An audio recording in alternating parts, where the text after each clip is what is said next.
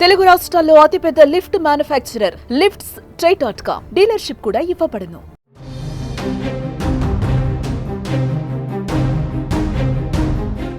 రెండు తెలుగు రాష్ట్రాలలో సంచలనం సృష్టించిన మీర్పేట్ మహిళా హత్య కేసులో ఎట్టకేలకు పోలీసులకు ఆధారాలు లభించాయి.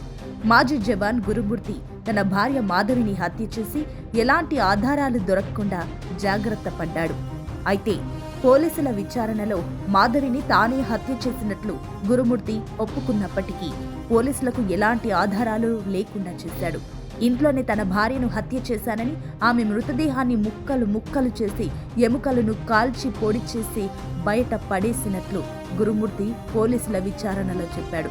పోలీసులు గురుమూర్తి నివాసం ఉంటున్న ఇంట్లో అణువణువు తనిఖీ చేశారు. అయితే ఎలాంటి ఆధారాలు దొరకలేదు. దీనితో మరోసారి గురుమూర్తి నివాసంలో లేటెస్ట్ టెక్నాలజీ ఉపయోగించి దర్యాప్తు బృందం తనిఖీ చేసి ఎట్టకేలకు ఆధారాలను సేకరించింది. ఆ ఆధారాలను DNA రిపోర్టుకు పంపించారు. ఇప్పుడు ఈ కేసులో మరో సంచలన విషయం వెలుగులోకి వచ్చింది.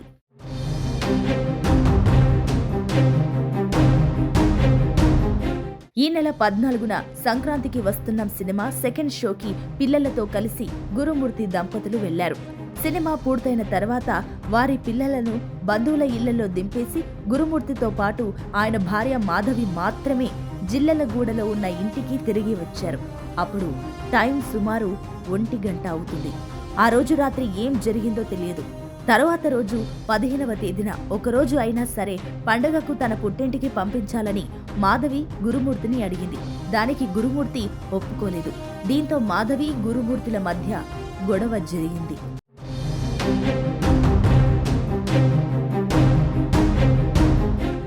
గురుమూర్తి కొట్టడంతో మాధవి ఒక్కసారిగా కింద పడిపోయింది. తలకు బలమైన గాయం తగలడంతో మాధవి స్పాట్లోనే చనిపోయింది. మాధవి చనిపోవడంతో ఒక్కసారిగా షాక్ అయిన గురుమూర్తికి ఏం చేయాలని అర్థం కాలేదు. ఎలాగైనా సరే మృతదేహాన్ని మాయం చేస్తే తాను చేసిన తతంగం బయటకి రాదని భావించాడు. అప్పుడే అతనికి OTT ప్లాట్ఫామ్లో స్ట్రీమ్ అయిన సూక్ష్మదర్శిని అనే మలయాళం క్రైమ్ థ్రిల్లర్ గుర్తు వచ్చింది. సేమ్ అందులోలాగి హత్య అనంతరం ఆమె మృతదేహాన్ని మాయం చేశాడు. మాధవి మృతదేహాన్ని బాత్రూంలోకి తీసుకెళ్లి ముక్కలు ముక్కలుగా కోశాడు. బాడీ పార్ట్స్ మొత్తాన్ని కెమికల్స్ ఉపయోగించి కరిగిపోయేలా చేశాడు. వాటిని బాత్రూంలోనే ఫ్లష్ చేశాడు. ఎవరికీ అనుమానం రాకుండా వారి తల్లిదండ్రులకు ఫోన్ చేసి మాధవి కనిపించడం లేదని చెప్పాడు.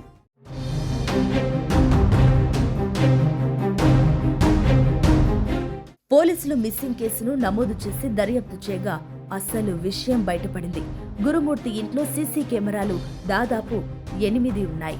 8 సీసీ కెమెరాలు గురుమూర్తి బకెట్ తీసుకువెళ్తున్న దృశ్యాలు మాత్రమే పోలీసులకు లభించాయి. ఇంట్లో నుండి మాధవి బయటకి వెళ్తున్న దృశ్యాలు పోలీసులకు లభించలేదు. దీంతో గురుమూర్తిపై అనుమానం వ్యక్తం చేసిన పోలీసులు ఈ నెల 20న ఆయన్ని అదుపులోకి తీసుకుని విచారించారు. పోలీసుల విచారణలో జరిగిన విషయం మొత్తాన్ని అంగీకరించాడు. హత్యకు గురైన మాధవి ఇంట్లోనే చనిపోయిందన్న నమ్మకం పోలీసులకు ఉన్నప్పటికీ ఎక్కడా ఏ ఆధారం దొరకకపోవడం కేసును మరింత క్లిష్టతరం చేసింది. అయితే పోలీసులు లేటెస్ట్ టెక్నాలజీని ఉపయోగించి గురుమూర్తి ఇంట్లో మరోసారి ఆధారాల కోసం వెతకగా కీలక ఆధారాలు లభించాయి. ఈ ఆధారాలను DNA పరీక్షకు పంపించగా మాధవి మృతదేహానికి సంబంధించినదే అనే విషయం నిర్ధారణ కావడానికి అవకాశం ఉంది.